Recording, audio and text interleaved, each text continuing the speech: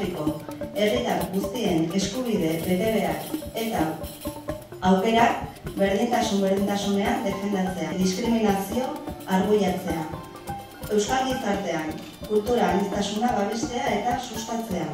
Jatorri askotako euskal herritarren arteko topaketa, elkarrekintza eta elkarlana esparruak sustatzea eta bultzatzea.